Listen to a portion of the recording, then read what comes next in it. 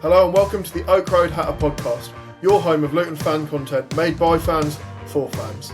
On today's episode, we'll be talking all things Luton's win at Northampton, and we'll be looking ahead to the FA Cup clash against Robbie Savage's Forest Green Rovers. And to talk about all of that, as usual, we've got Adam Driscoll. How are you doing, Adam? I'm very well, thank you, mate. Yeah, I'm feeling extra positive talking to you tonight off the back of 3 points and off the back of a really interesting last week that everybody on socials will have seen. But yeah, I'm feeling good, and I have a positive outlook on the rest of the season ahead.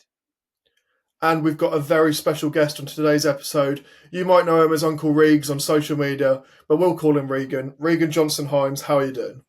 Yeah, I'm good. Thank you very much. In a much more positive, sort of view, sort of mindset. I'm excited for the Jack Wilshere era. I'll tell you that. Yeah, there's a lot to talk about after the first win for Jack Wilshere. So let's get straight into it. And on Saturday, we saw Luton travel to Northampton Town, so not far down the road, for their first win under Jack Wilshere. It was a 1-0 smash and grab win away from home. Or smash and grab would be a bit harsh, actually, because I would say we dominated the game in large parts, and Northampton were actually a pretty poor side. We just weren't very clinical with the chances we had. Reigan, I'll start with you, because how important is that first win for Wilshere, firstly? I'd say it's probably the turning point of the season. I think that this is going to be a thing where Jack Wilshere is going to build from this. I'd say having some of the players coming back from injury, incredible. This is going to be a very, very good season. I'll tell you that for nothing. You can kind of see the style of play that Jack wants to play. You can kind of see the players clicking together. And I mean, after the game, that celebration and the fact that we were in that massive huddle and then went over to the fans, I love that. You know, it really feels like we're a football club again. You know, I'm enjoying this. Yeah, if you missed the post-game celebrations from the players, they were brought into a big huddle by Wilshere, Chris Powell and the other coaching staff. They were G'd up, we'll call it, to a point where a Dauphin was almost stood in the middle screaming at the rest of the players after his unbelievable cameo in the game, which we'll talk all about later on. And then Wilshere came over, gave it the fist pumps, and it didn't finish there, because then we got a little dance from Chris Powell, who gave a couple of fist pumps and then did a little jig across the pitch afterwards to give us a bit more to enjoy before we headed off back to Bedfordshire. Adam, it is a pretty massive result, all things considered, when you think about where we were in the league before that and just getting that positive momentum. Yeah, and we spoke last week, and I think I said, it could take a few games. It could take a little while for Wilshere to get that first win. When you think about the form that we've been in and maybe the confidence in the squad being quite low. So it's massive, the fact that we've, first away game, we've got that win. It's not a derby, but it's a game, again, as I said last week, that would be Northampton's biggest home game in the season. That was reflected by the fact that I think they got over 8,000 for the first time in however long. So yeah, clearly it was a big game, and big for us because, as I say, it's Wilshere's first away game. We have to get moving in the right direction at some point this season, and we've done it with a win and with a clean sheet as well. Yeah, the clean sheet's obviously massive for the confidence as well for Keeley and his defence, and it was a really solid defensive performance pretty much all around. I don't think anyone really made any major mistakes apart from Naismith's sort of misjudged header back to the keeper, which, yeah, luckily for him, as we mentioned, a Dauphin was there to clear up. And then the players celebrated like we'd scored a goal, which I think you absolutely love to see that stuff like that when players are so just buoyed by the defending that they're going to celebrate every single ball that's headed away or cleared off the line like we've just scored. It was a first goal for Finley, who I'm sure everyone loves to see scoring, mainly so we can sing his name in the stands, Reigan. Yeah, that's exactly right. I love Finley, man. I really do. And, the whole talk around him was when he came from Sweden, we knew that there was a player there, but we just couldn't unlock him. There was just something that there was missing. Maybe it was his positioning, But when we played him as a CDM, he didn't know what to do. When we played him as a centre mid, then he had a great game. So we played him centre mid again, and then he didn't have a good game. So we played him cam. It was just all confusing. And I think, him next to Saville, I think is the way to go with Clicker in front. I love Finley so much. I really do. I seriously think that he could be one of our best midfielders at the club if he really wanted to be. But I don't know. Maybe this will give him the confidence to really push on because he is a goal scoring midfielder. So we've got 2 goal scoring midfielders now, which is great. Yeah, you mentioned there him playing alongside Saville in that midfield. Obviously, we lost Jordan Clark just before the goal was scored. It looked like he had a minor injury that forced him off. But Fane and Saville controlled that midfield for large parts of the game after that in particular. And we obviously went with 2 up front after a first half where Nahki Wells really struggled in front of goal again. He looked so frustrated after a couple of those sort of balls that were put into him, and he just couldn't get his foot behind them and he couldn't get them on target. And you could tell there was frustration sort of in that away end as well. You could really feel it around you. But I think the change to bring Yates on was pretty brave from Wilshere, first of all, because it was away from home. But it did look a lot better with those two up top, and it definitely suited Wells more, having someone to be able to play the ball into and run off as well. And I thought Yates, apart from a couple of chances which he probably should have at least put on target or tested the keeper a bit more, he played well as a hold-up player, I guess. He's not very big, but he's quite strong for his size, I guess. And he did hold the ball up well and find other players. And it looked a lot better in that sort of 4-4-2 in the second half. Another player who I thought was really, really impressive was Jake Richards out on the right. He was slightly out of position, but he was absolutely excellent. I mean, if you want me to be honest about Jake Richards, I've been saying since we signed him, I said he needs games. I've been saying this. He is one of those players who, at 17 he plays like he's 25. Like his skill set's incredible. The way that he gets back to defend and attack, incredible. I mean, I was skeptical about the fact that he was on the right, and I didn't really like that. I like him as a centre attacking mid, but then where does that leave Clicker? I mean, you have to play Clicker. You can't bench Clicker for Jake Richards, so I kind of understand him going out on the right, and he proved me wrong totally, being on that right hand side. And I hope he gets more games because he needs it. He really does. If you're playing 30 games for Exeter, I mean, there's no reason for you to not be involved in a lot more games for Luton Town, especially with where we are now. I think also he was definitely underused by Bloomfield in the first however many games it was. Particularly when we had a team that were pretty average. Win one, lose one, and so on. And some weeks he wasn't even making the bench, and you're thinking, well, why have we brought him in then, or why have we brought him in and not loaned him out if we're not going to have him in the squad? So yeah, I mean, I've seen limited highlights from the weekend, and obviously I've seen limited appearances from Richards this season, but he's clearly got something about him, and at 17, there's so much potential there. So yeah, Reeves is right. We need to, Richards needs to be one that is at the very least on the bench, so that he can be involved in a load more games this season.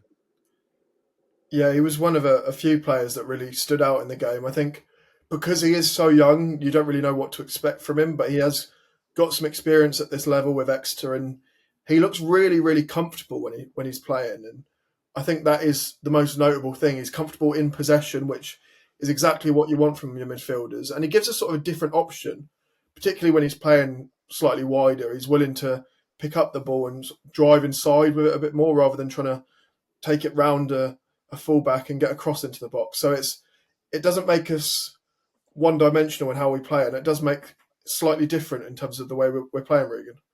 Yeah, I agree. I think the thing that I was quite worried about with Richards was his actual creativity. I mean, watching him in pre-season, he was unreal. But what I didn't really see was what Jaden Luca was giving us, which was the creative side, pinging the balls left and right, finding the strikers all the time. I didn't really see that in pre-season. But when I watched him come on when he started against Barnet, that's when I said to myself, yeah, no. We've got a player on our hands. We really do. I don't know how we've managed to get Jake Richards, but fair play to the recruitment staff, man. What an acquisition that is. And another player who really stood out for me was obviously Cal Naismith. He's captaining the side, and he moved inside from the last game into that left centre-back position alongside Mengi. I thought they were both very, very good. Mengi looked composed on the ball, and a lot of people were getting slightly, I think, stressed by him holding onto the ball at times. But he is a calm player when he has the ball, and Naismith alongside him is just as good on the ball, if not better. And you can see that he was sort of an attacking midfielder earlier on in his career, just by how confident he is. He's happy to let someone close him down and just knock the ball around them and then make the pass. And he does give us that natural balance on that side. And the thing that stood out most about his performance was just how much he put his body on the line throughout the game. I think the one that stood out the most was in the second half when a loose ball was punted, I reckon 50 yards into the air. It was easily higher than the stadium, which is not saying that much because it's a pretty small ground, but it was up there for a long time. It was a proper up and under. You'd see a lot of fullbacks pulling out of that in most rugby games, but he put his head straight on it, got cleaned out in the process, was down, and then had to go off for treatment. And then on the sideline was screaming to come back on almost straight away. And just thought, you've really put yourself through it there. So having him performing like that, Adam, is absolutely huge for what we're looking for. Yeah, and if there's one player that other players are going to look at for putting their body on the line, it's going to be the likes of him as a leader. So if you're going to start talking about us turning the season around and all the things that we need in order to do that, one of those things is running through brick walls for each other and putting yourself in where it hurts. So yeah, it's crucial that he leads by example in that sort of thing, but obviously with his general performances as well. And it sounds like he was back to that on Saturday as well, bar a last minute of injury time slight scare, but we'll gloss over that because it ended up all right for us. Well, you say we'll gloss over that, but let's talk about it because whilst Naismith did make a minor sort of, I think it was a misjudgment or miscaught how much the ball was moving when he went to sort of knock it back to Keeley, and it left them basically one-on-one with Keeley, and they'd beaten him, although I think the touch that Keeley got was absolutely crucial. It slowed down the momentum of the ball, and it gave a Dauphin who'd just come off the bench about 5 minutes earlier time to get back and get his body into position to absolutely clear the ball off the goal line.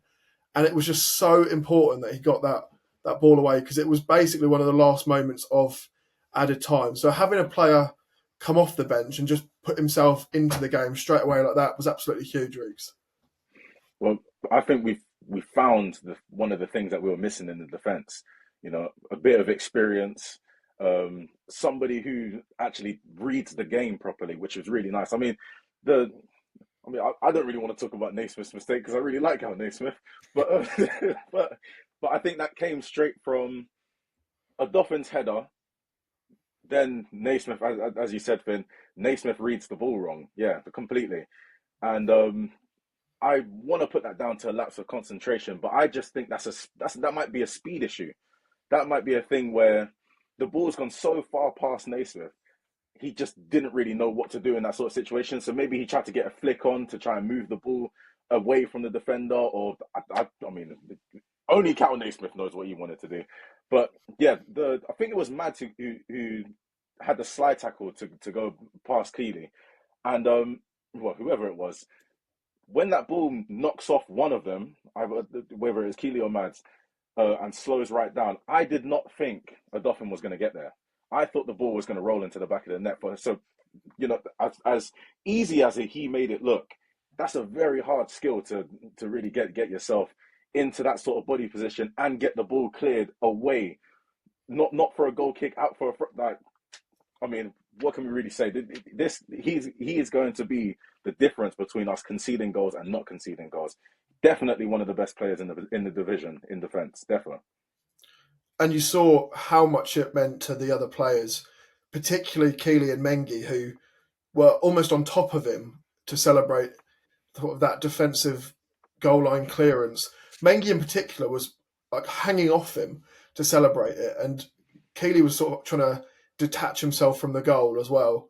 So it was bodies all over the place, but they were quick to get back into position and reset, ready for the next ball in, because all game Northampton were just so direct with how they wanted to play, and it wasn't nice football to watch at all, which I guess you'd expect from Kevin Nolan, who played under Sam Allardyce for a lot of his career. It was very much out of the big Sam school of play, with big long throw-ins into the box, hoofballs over the top from Ross Fitzsimmons in goal, who was getting a lot of stick from the Luton fans behind him as well. And yeah, he would have been pretty disappointed to have lost in that as well. We had some proper old EFL chants coming out, which was quite enjoyable. But it was a massive defensive performance, and I think when we got promoted through the divisions the first time in recent memory, it was very much built on our defending, and there was a lot of 1-0 wins, particularly in the Championship. And getting those 1-0 wins now is absolutely huge. That's obviously it's a first game for Wilshere, but the clean sheet is arguably even bigger, Adam. Yeah, I absolutely agree, and that's kind of like why I highlighted it. It's, you know, we've been pretty poor defensively over the past few weeks, and you spoke then about around the reactions of Keely and of Mengi when Odoffin makes that clearance. You know, Keely's not been really on his game of late, and has been struggling with clean sheets. Mengi's always one that I think is a bit of a scapegoat. People question his passion, his commitment. I hold my hands up. I absolutely do that sometimes as well. You do question whether someone like him, who clearly has ability greater than League One, wants to be at the club. But you see the passion, and you see the reactions in those sort of scenarios. So it's all very positive stuff. The fact that we did sort of jump on a Dolphin, but then realise we need to carry on defending the next phase is obviously crucial as well. But yeah, the clean sheet, the win is brilliant, but for me, the clean sheet is equally as important, because it's really something to build on. And we've now got a couple of games that aren't league games. We've got opportunities to get players back fit, to start putting that identity in place again. And a 1-0 win is really the perfect foundation to build on. Yeah, and having Odoffin come back from his absence is really key, because he can fill in positions that sometimes we seem like we've lacked in defence, at centre back and at right back. Another player who came back from injury in this game, and I think it was also surprising that he played, given what Wilshere said in his pre-match press conference, where he seemed to allude that there was at least another week for both Odoffin and also Izzy Jones, because when he came onto the pitch in that second half, he looked comfortably like the best player on that pitch, Reigan. He looked so quick, like quicker than I remember him being last season, and just so composed on the ball to beat players. And it was obviously his cross into the box, his driven cross, that led to the goal. But he just looked so confident when he was on the pitch. I think, and do you know what the thing about Izzy Jones is, last season we didn't really see that much from him. If I mean the stuff that we saw was great, but it was limited to what his abilities actually are. I think, as you said, I think he is comfortably one of the best players on the pitch, in the division, at the team. You know, similar to what I was saying about Fanny. If he really wants to do it, and if he is on his game, if he has the correct mentality, he will absolutely destroy the league. I mean, we'll be very lucky to keep him in January. But I'm hoping that he has that loyalty within himself to actually stay and want to get the team back up in the divisions. But yeah, I mean, his pace is unreal, unreal, and I mean, we saw a lot of skills.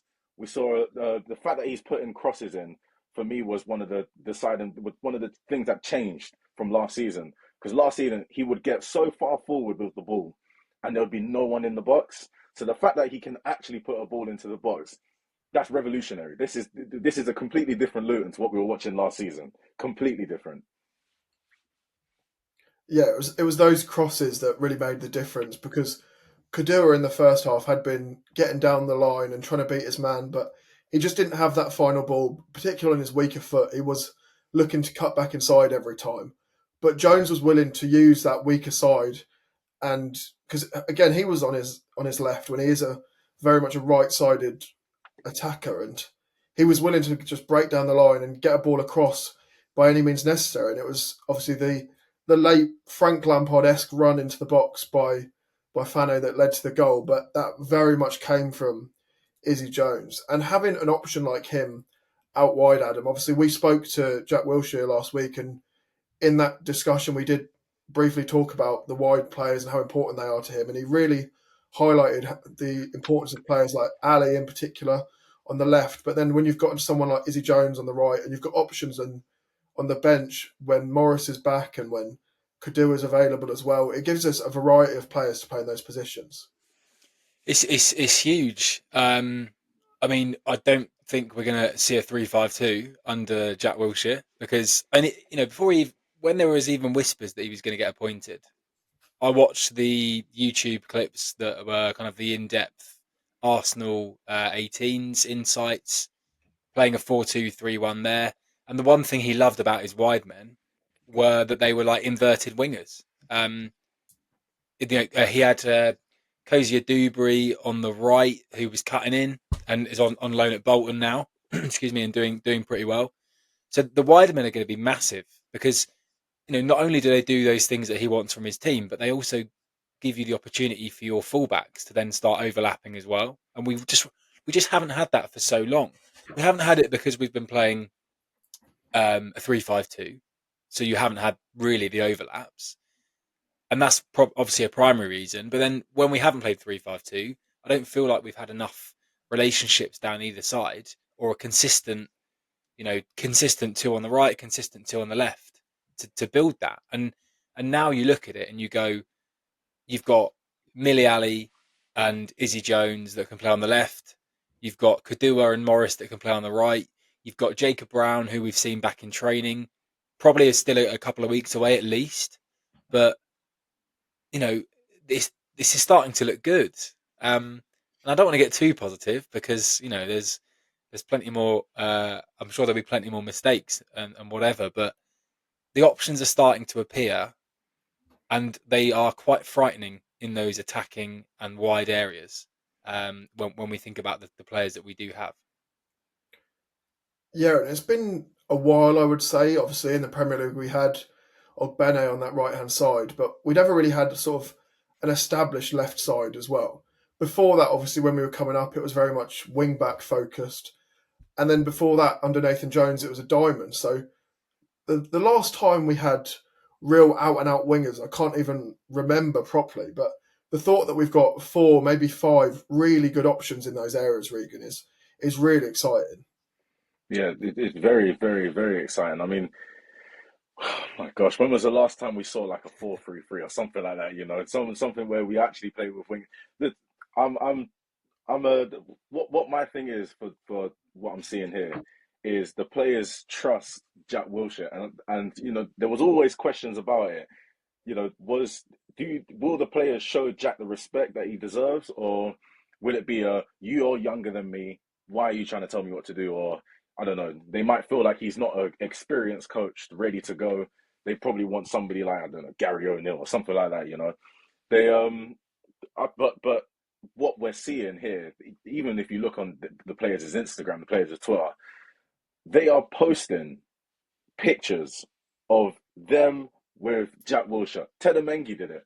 When was I can't tell you a time where I saw Tedamengi post a picture in a Luton kit on his Instagram story, let alone with a manager.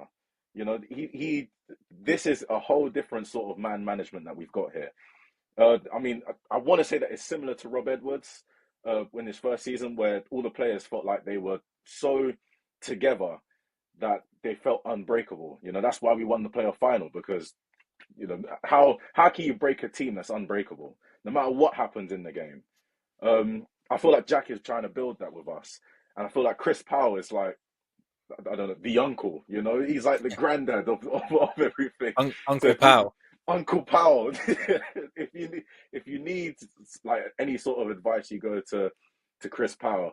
If you want the football and technical side of things, you go to Jack Wilshere. You know, I like this partnership. I really do. And, you know, with the players coming back now, we've got some serious pace coming back into our ranks. And that's really what we need here. We've been lacking that so much this season. We've got an established right back in Adofin. We've got a left back who is kind of a left wing back, but Cohen Bramall, I think if we really want to play Cohen Bramall, we can. Or if we want to play Lomwick, we can. That left side is okay when it comes to the fullbacks. The right side, again, we've only got Adofin really. I can't really say any other right backs unless we move Kadua back, which I'm not against. I'm not against that. It's just we then lose his attacking talent. But as you were saying with the relationship building, this is something that we need. We need an established first team who play every single week. Whether that means we put in another one player in and then one player out and one player in, one player out, I don't mind that. We just need an established team who can create them sort of relationships, create that sort of play style, create the friendships, you know, finding players with long balls, finding players with short balls, knowing that your friend is going to be on the right-hand side when you move to the left. You know, the trust in the team needs to be there. And it seems like we're getting that slowly getting that. Yeah, and that trust within the players' ranks and sort of at the club from everyone involved is really so important to getting those results and really kicking on from here. And I think it gets a lot more fans on side as well. It definitely gets fans on side, obviously. Everyone was really, really positive about sort of the way things went at full time. They were really behind the players. People were laughing at Chris Powell on the pitch, and you want to see stuff like that as well. Stuff that really makes you enjoy being at the football. And I think with Wilshere and Powell and the players coming back from injury as well, you really have those players and that setup that makes you want to go and watch football again. I agree. I totally agree. That's the thing, that when you win, I mean, Jack said it first. That was one of the first things that he said in his interview. We need to win the fans back. And it seems like he's slowly doing that. There will be fans already who are going to see the negative sides of things, where it's like, we couldn't break down Northampton, yada, yada. No, we've got to see the positive sides of things. We were comfortably probably the most dominant I think I've ever seen us in the first half. It's better with possession. We kept possession a lot in the first half. The second half was kind of where I was kind of a bit iffy about things. But again, you can really see the players starting to believe. And that's what I like. Looking at the training photos. I can't really watch the sessions because that's on LTFC Plus. But you know, I like looking at the photos and seeing the fact that every single photo that I've looked at, everyone's smiling. There's only smiles in the on the training pitch now. I love that. You know, and I mean, players that you don't really see smile, like Naismith, you never really see Naismith smile, but Naismith is smiling in all the photos. You can see that they're playing games there, and this is the thing that I mean, not to talk about one of the worst teams ever, Nottingham Forest, but watching Sean Dyche with the Forest players, that first session that he had with them, he just did games, just little fun games with them. You know, get them laughing again, get them actually enjoying the fact that they're playing for the club, you know, get them enjoying the fact that they're together, get them enjoying the fact that they're training together, you know, get them enjoying the games. I like this. This is great. This is what I wanted to see. And you know, I don't care about all of his inexperience.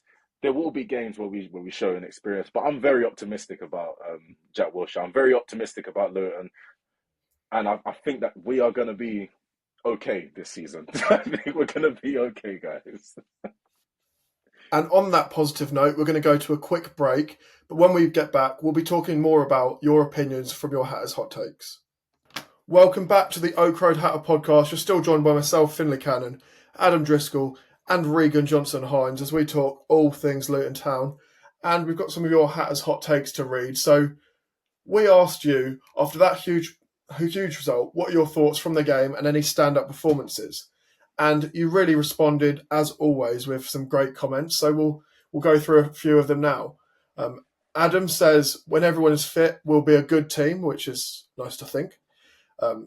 LTFC Dave says Odoffin and Jones already shown the difference they can make to us if they stay fit. Doesn't make what happened beforehand acceptable, but you can count on one hand the amount of players in their positions that are better than them in this league. And Richard Bowen says, felt like a new dawn, best we've played probably since Watford at home last season. Could see a style of play emerging. Jones coming back is massive. If he stays fit, he'll be the best player in this league. And that's something we've touched on a couple of times already in this episode, but he is the one that people are very, very excited about.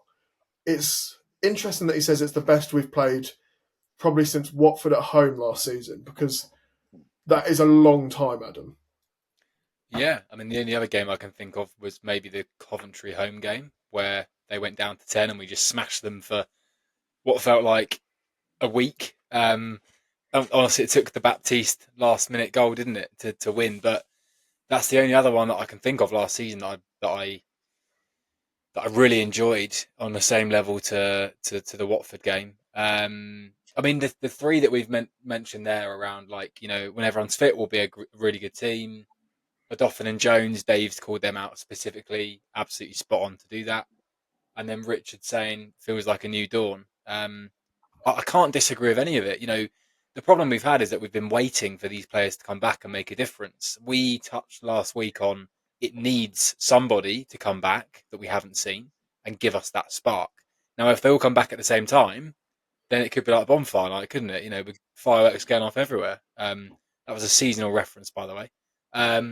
But it's you know, it's all good stuff from us. I mean, Odoffin looks great. He can play a number of positions.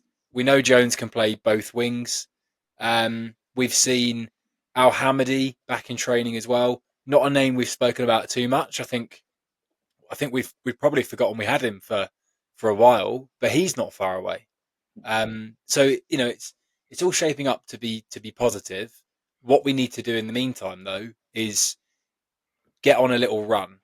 Now, whether that includes, you know, cup games or not, it doesn't really matter. But if we can get on a little run, get some of these players back fit, and just really build that momentum, then we could still be in a very good place come, you know, sort of Christmas, New Year time. Yeah, Reigan, it's so important to get a run of form and positive results back to back and really set things up going into the busy Christmas period. Yeah. I think that's as Adam said. This is probably the most important thing that we need to do. Yeah, go on a run. We'll get a few draws here. We'll get a few wins here. I love that. We just need to have that base to build off of, you know. And I think Northampton was probably the base. And I mean, you know, speaking about a new dawn, it does feel like something's changed around the club. It does feel like you know, it feels like the fans and the players now are back together. It feels like the manager is really pushing the players to celebrate, and then he'll come and celebrate. I like all of this, man. Everything that's going on so far is really good. It feels like Jack Wilshere's had a transfer window as well. You know, with all the players coming back, this is exactly what he needed. I mean, I was speaking about it with my dad. We don't have a transfer window with Jack Wilshere now until January. So these players coming back is like having a different set of players coming into the club. You know, but they are already here. You know, Al Hamadi. I mean, I can't wait for him to come back. Jacob Brown, I think, I don't know how much game time he'll get with us, but I'm hoping he'll get quite a few games. We've even got Elijah on his way back. Trying to figure out who else, you know.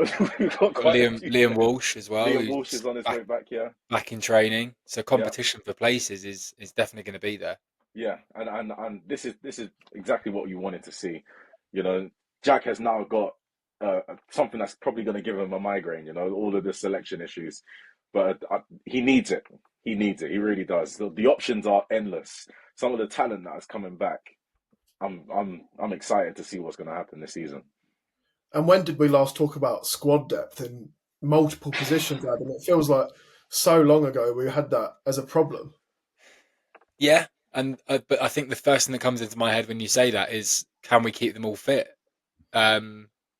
Because it's a valid thought given our injury record over the past few seasons, and that's what it's going to come down to. You know, we've spoken about how good Izzy Jones is going to be, but if you go and lose Shaden Morris and Kadua for 3 months apiece, then you're running Easy Jones into the ground, and he doesn't probably have the same impact as we want. So it's just, we have to get everybody back to that level, but then we have to manage their minutes as well. Um, and I really hope we can do that because yeah, as we've said already, that depth is quite frightening in wide areas. And let's talk about some more comments we've got here, because Martin has gone into significant depth in his comments and left 3 back to back. So we'll sort of go over them briefly. And he says, we, including myself, have to get used to this standard in League One. It's a tough watch, and even more so after the recent heights of the Prem. But it's a poor league that we just have to find a way to get out of it, and quickly. He said we could and should have won 3 or 4-0, but also could have drawn the game. And a draw against an incredibly poor side would have felt like a defeat and more damaging than the loss to Mansfield. It's a game Jack Wilshere had to win and did. And I think that's really key there, that he had to win it and he got that result. And he finishes by saying, I liked what I saw in Jack Wilshere, Chris Powell, an enthusiastic dugout making good decisions, good substitutions at the right time, and changing shape mid-game. Post-game was different too, an important move in making the reconnection with the fans. And that's something you've mentioned already, Reigan, getting that connection with the fans, which is something that I think people have felt like they've missed at times. It's something we've discussed previously on the podcast. And another thing he says, it's a game Jack Wilshere had to win, Adam. It was a game he had to get something from, and he did it in the end. And it might not have been a comfortable win, but it was a win nonetheless, and that's what's important.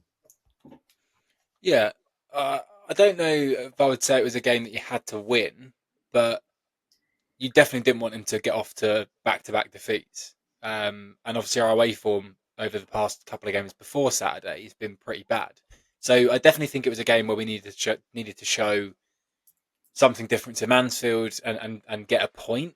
And obviously, yeah, I mean, to get all 3 and to keep that clean sheet is an absolute bonus. I think he would have again learned a lot from watching his players Saturday, and everything that everything that he sees, whether it's midweek or on a Saturday afternoon at the moment, is shaping his knowledge of the squad. And then obviously, we're getting to the point of January as well, where he can, if he needs to, add to that as well. So yeah, it's definitely. I'm really pleased that he's got that win early. And yeah, as we've said, hopefully we can really kick on now. And we'll just look at a couple more things people have said, because Crypto Hatter says we just need to be in with a chance of going up by January, then throw the kitchen sink at buying a goal scorer. We aren't going up with forwards that can't score goals. So he's brought the mood down a little bit. Someone else said, Abolution says, Wells, Yates, elephants in the room. Why are we recruiting forwards that can't score? Even if offered chances on a plate, but we're still playing them. Meanwhile, look at Charlton and Reading game changers. And Colin Matthews says, we need a striker. So I think there's an opinion there that they've sort of developed around the striker options we've got. We've mentioned the likes of Jordan Clark being off the pitch at the time, and he's someone who creates chances. We've mentioned Jacob Brown coming back from injury. We've mentioned Al Hamidi potentially been in the frame to get into the side soon, and there's options there. So I don't think we necessarily need to buy a new striker. I just think we need to find that goal scorer in the side, Riggs. Well, I mean, a lot of people will know this already, but we've got strikers on loan. I mean, Taylor Harris, unreal player. I mean, I really don't understand how he went out on loan in the first place. But the fact that he is on loan now, he's on loan in League Two, and I think he's just going to smash it there. And he is smashing it at the time. At the time of recording, yes, he is still smashing it. Ollie Lynch, I didn't see a point in us sending him out on loan because his loan spell at Hemel was so good. It was quite similar to that of Joe Taylor, but it was so good watching him. I mean, I went in person to go and watch him, because I wanted to. In my head, I was like, "There's a lot of hype around Ollie Lynch. Let me see what it's all about." And he's 6'6". He can run fast. He can head the ball. He's dominant. When I watched him, I think he was 20 or 19. He's a year younger than me, and I mean, it really upsets me the fact that we're not using him. It really does. But again, I can kind of understand the fact that he was a youth striker. Taylor Harris, again, a youth striker at Reading, a youth striker here. I mean, I like Jerry Yates, I like Nahki Wells, but they have a thing that I think Cauley Woodrow had. You know, and even Cauley Woodrow's out on loan. I mean, I'm not saying bring him back, but maybe bring him back. You know, I really like Cauley Woodrow as a striker. I like Nahki Wells. I like Jerry Yates, but they all are the same sort of people.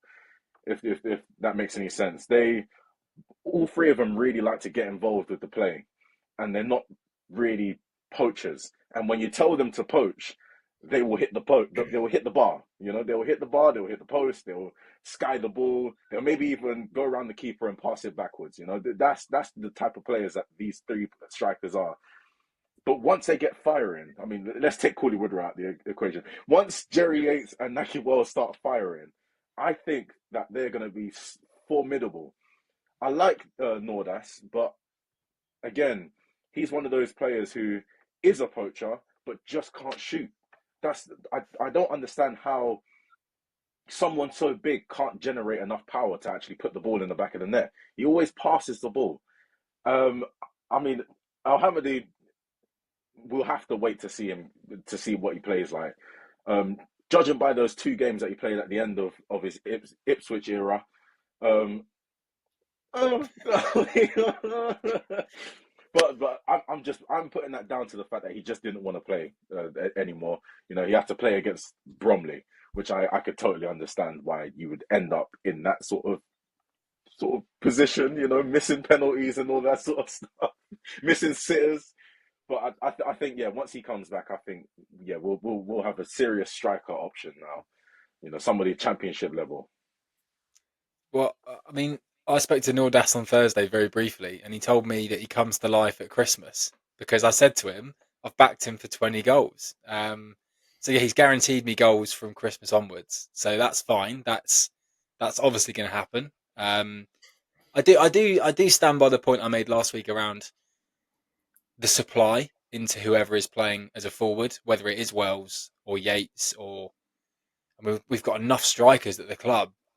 When you think we're playing one up front or starting with one up front, you know, we've got enough strikers there. I think it comes down to the supply. And again, like, if you can get players in wide areas, keep them fit, there's so much quality there that I do think whoever is our starting striker, whether it is Yates, Wells, Al-Hamadi, Nordas, someone is going to start scoring goals on a consistent basis and keep themselves in the team. I still believe that. And so going back to the original comment, I don't think we need to recruit another striker. I think we need to find the supply and we need to find that one that is going to be there for the most part in the 11. And having someone like Jones bringing the ball in from wide positions, getting quality ball into the box is absolutely massive in that, because it's been a while since we've seen some consistently quality deliveries into the box. So if we've got Jones on the right, for example, stretching the play that side, it gives the striker more space in the box to find space to beat his defender, and then it gives someone like Ali on the left a bit more space as well to drift in, because that is, I think, what he's best at in terms of when he's off the ball, is drifting in from that left-hand side into the box and sort of challenging a fullback at the back post to get to the ball. And it gives us sort of a variety of attacking options, which is clearly what Wilshere wants to do, because he's mentioned it before. He wants to play with sort of a variety of attacking styles. And I think that is really positive, because under Bloomfield, we didn't really seem to have a style that we wanted to play at all. There was no clear style. And then under Edwards, we knew what he wanted to do. He wanted to get the ball wide, get it as far down the pitch in those wide areas as possible with Alfie and with Ogbene, and then get crosses into the box for Morris and Adebayo. And it worked for large parts of that, but it was a bit one-dimensional at times in the Championship, I would say, because a lot of Premier League sides struggled to deal with that directness. But with Wilshere, it's something completely different. It's a variety of options. You've got midfield options, you've got wide options who can get the ball into the box, you've got wide options who can cut inside. Yeah, and just to come in here briefly, I do feel like I'm not looking too far ahead, but if we get back to the Championship, let's say next season we get back to the Championship, I think we'll be all right, because I think clubs are not going to know what to well, they're going to be expecting one thing from us, and we're transitioning away from that. So that's only going to benefit us, and I do feel like this is a really brave appointment from the board, in the sense of we've had success with the 3-5-2, with being direct into two big men up front. We want to move away from that now. We want to get that little bit more of a footballing identity back. And someone like Wilshere, the way he played the game, there's not many better coaches or managers out there that played the game in such a way. And I do think he's really well suited to being able to help us transition now. And talking about that transition, we're gonna look ahead now, because obviously we've got a couple of games this week. When people are listening to this, it'll either be before or after the Virtue Motors Trophy game tomorrow night against Brighton under-21s. That big thrilling game that people have been waiting all season for. And then on Friday, it's the one that all of the TV cameras are waiting for, because Jack Wilshere is coming up against Robbie Savage in the dugout as we face Forest Green Rovers, who, I mean, if you thought about that on paper, like Luton versus Forest Green Rovers, just people would not be interested. But because it's Wilshere in our dugout and Savage in theirs, it's immediately drawn in all the cameras, and we've been made a TV game, which, whether you like it or not, it is the case, and it means the game's been moved to Friday night, and there will be eyes on that. So it's an opportunity for Wilshere to set something up in his side and get a result that impresses Reigan. And how important is it that not just we get a result from that, but we get a good performance? Well, I think that as Adam said before, we need that string of wins. So we have to beat Forest Green Rovers, unfortunately to say. I don't think anybody will care about that Brighton under-21s game. Funny enough, our under-21s played against Brighton under-21s last season. I was at the game, and we wiped the floor with them, 4-0. And I suspect there's going to be something similar with the first team. But yeah, again, back to Forest Green Rovers. I'm not that fussed about it, because it's the FA Cup, and we never really do anything in the FA Cup. The last, I'd probably say 10 years, we usually go out, well, apart from winning as a National League side, but let's not talk about that. Let's talk about the fact that we go out for most first, like round 2, round 3, we usually go out. Same with the Carabao Cup, we go out round 2, round 3. When we was in the Prem, who did we lose to again? Was it Grimsby that we lost to? Yeah. I mean, how sad is that? That was fun, wasn't it? No, that was not fun at all. But so I can really understand if things go wrong on Friday, because it just seems that's our luck. But yeah, I think for us, what's important is the fact that we have these string of wins together. And yes, we lost to Exeter. I can't remember which. Yeah, we definitely lost one to Exeter. Yeah, Exeter 2-1. Yeah, I remember that game because I was going to go to it, and I was so glad I didn't. I did a double shift at work, and I'm proud of myself for doing that. That would have been a horrible journey. But yeah, I think it's very important that we do win this game, because it will have some sort of momentum to it afterwards. And if we lose the game, I don't think people should not be fussed if we lose an FA Cup game. We need to focus on the league as it is. I'm not fussed if we go out in the FA Cup. We're already out of the League Cup. Let's just go out of the FA Cup and focus solely on the league. And the Virtue Trophy, of course. Let's go and win that, Let's go retain our trophy. Yeah, it is obviously not the priority in the cup competitions, but we would like to see a bit of an FA Cup run. It would be really nice to get to the third round, obviously, and get one of the Premier League sides that we nearly got a result against at Kenilworth Road, get them back to Kenilworth Road, and maybe snatch a result and really upset them with a League One side beating a Premier League side. Or go away to a big Premier League side and take another 7,000-8,000 like we did when we went up to Newcastle, and really sort of upset the odds away from home, because it just would be such a good day out to get 7,000 Luton fans all going in one away end and just really trying to cause an upset. And I think we have a bit more experience in the side. We've got a bit more quality in the side. You could almost imagine us going to a side in the FA Cup, and actually we'd obviously be on TV because they love putting us on TV, and it would be one of those games that people would back in and upset in. And I think it would just be such a good thing to happen. But before that, we have got to beat Forest Green, and Adam's sitting there in his lovely tree planting shirt, and we've got to beat Forest Green and tell them we plant more trees than them because we are more eco-friendly when we wear our green kit than they are. Yeah, I'm in my literal forest green Luton top. Are we going to call this the Reflow Derby or is it the Stuart Fleetwood Derby? I mean, I'm happy with either, but I do feel like a little nod to Stuart Fleetwood is a little trip down memory lane for us all. So we can go with whatever you guys prefer. Reflow. You go Reflow. Okay, fine. Yeah, it will be in front of the cameras, and I'm sure Robbie Savage will be giving it all that as he likes to. He'll be talking it up, and it'll just be annoying if he beats us as well. It'll just be really, really annoying. And I'm sure if we do lose, this will get clipped up and come back to bite me because that is always what happens when you say something like that. But we need to get a run of results, as you mentioned, well, you both mentioned now, and it starts with these games coming up, and then it gives us the opportunity to go into the next league game. But they are huge fixtures for getting players back fit. Hopefully we might see a couple more players come back and get some minutes in their legs and give us some real squad depth going into that run, Adam. Yeah, that's the hope. I mean, we've already gone through a few players like a Dauphin. We've seen Liam Walsh and Jacob Brown and Al Hamadi all in training. I definitely think maybe two of those latter three are going to get some minutes over the next two games.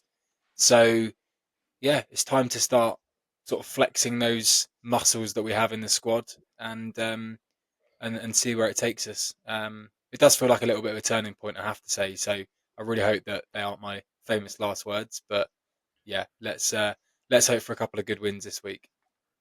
And from us, that is everything for today's episode. Thank you very much for joining us, Riggs. We've loved having you on. Thank you very much. Cheers, Riggs. And before you go away from our content, don't forget to check out oakroadhatter.com to find all the latest content coming from us. That's written content, podcasts, merch, everything. And keep an eye on our socials for our very exciting interviews from our meeting with some of the staff around the club last week. There's some really, really good conversations to come out, and there's a lot of hard work gone in behind the scenes to make those possible as well. But thank you very much for listening, and come on, you Hatters.